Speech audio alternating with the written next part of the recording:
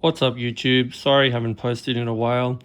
First thing is that I have to apologize for the clickbait title, because actually that's not what happened. I actually broke it in half because Absolute Black asked me to destroy my old pulley wheel. Full story goes, I've ridden this thing for on my SRAM Red setup for near on 50,000 kilometers. That's like 30,000 miles or more. As you can see, all the battle damage, this is proof. So there's a broken tooth there, broken tooth there, broken tooth there, and another broken tooth here. They just break because when you go to put them in the bike, if you're not careful and in the smallest tooths cassette sprocket, you can actually bash the cassette onto the teeth, and I think that's how they actually break. They don't actually break in usage. That's what I suspect. I could be wrong. As you can see, I've also had a whole nother large one being replaced by Absolute Black. Look, 50,000 Ks, what do I think? Look, the shifting is pretty good. I don't actually find that the shifting's any worse than the stock one, although I could be wrong, having not used the stock one for 50,000 kilometers. I do have another bike that has one. I don't notice the difference between them. The real difference that I find is that it runs quieter. So this bottom wheel being plastic, and also this jockey wheel having these rubber silencing grommets in them, the whole drivetrain once waxed up. By the way, that's not dirt. Yeah, that's wax. I've dipped wax since day one. So I find that they run quieter once you've waxed up your whole chain and brand new, and you go for your first ride with a new wax chain. The whole bike just runs so quiet, even compared to the previous E-Tap, and especially compared to Shimano. Shimano is like just loud and noisy. 11 speed especially. I don't know about the 12 speed, but my SRAM Red with the flat top just runs totally quiet, even at 40k an hour.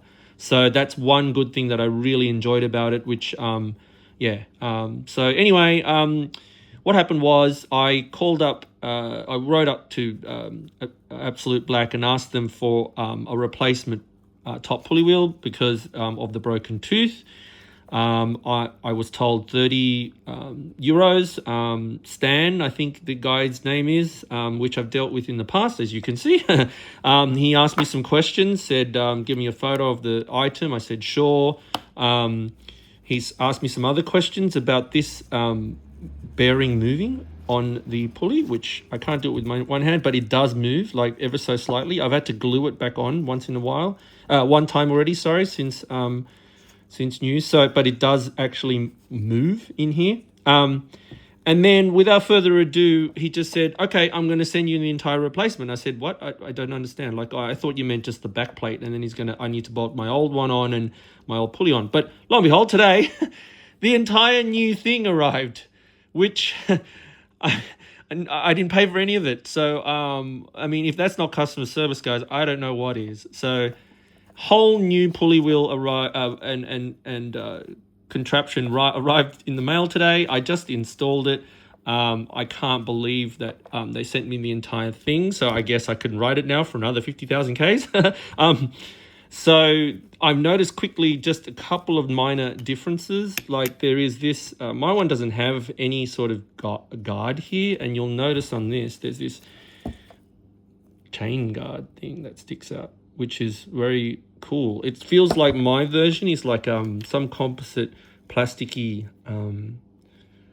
thingy, whereas theirs is like, the new one is like some other harder, I don't know, like it almost feels like alloy, or it's not, because I can see them, it's molded, but it's much tougher and slightly heavier too, so it just feels heavier duty. I think mine's like version 1 or 2, and this must be like version 5 or something, because honestly it's that much of a difference in terms of finish and material that and like even this stopper part here is, I don't know whether you can see that there, my old one is actually just like a little piece of plastic, see?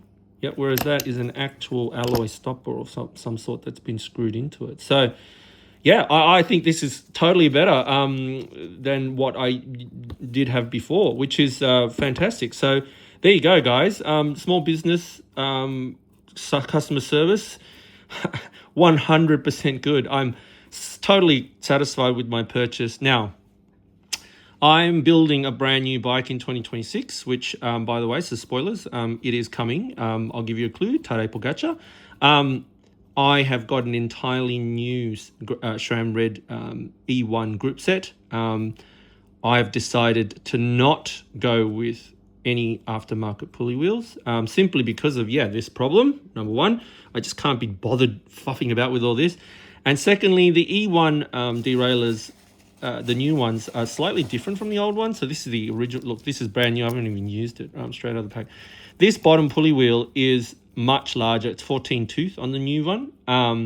So yeah, I think if you look carefully at the chain line when it's in top gear or nearest top gear, because I'm running such small chain rings at the front, 46, 33, the chain doesn't actually sit parallel. It actually does a sort of a triangular shape. So I don't think I'm actually saving any watts because the chain ring's just not big enough to make a straight line. Also, I think the 14 tooth wheel is only like a couple of teeth away from the Ceramic Speed Alpha, which is, I think, 16 tooth. So are you telling me that 2 teeth is going to give me, well, how many watts? Like 1,000 watts? Yeah, I don't think so. I think it's just purely for aesthetic reasons and bragging rights that you've got a Ceramic Speed rear end. I will not be installing Absolute Black one. I think this will stay here with this bike.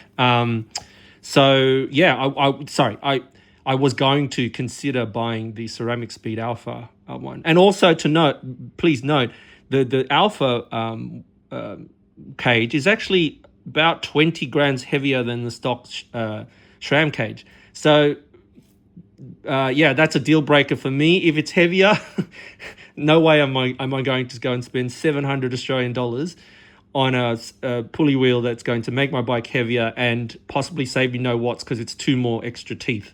I mean, yeah, sure, maybe the ceramic speed bearings are better than the SRAM bearings, but they're both ceramic. So, you write in the comments and tell me if I'm making a mistake.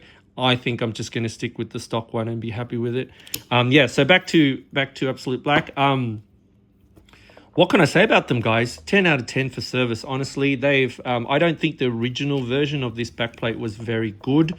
It did flex a bit, which was okay. Apparently, it's part of the design that it should be flexing.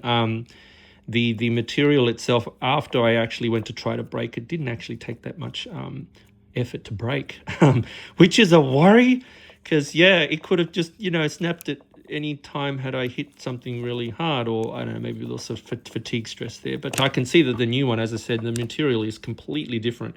So I can't wait to try this out. Like and subscribe, guys. I've got a whole bunch of new gear that I'm going to video in the next few months.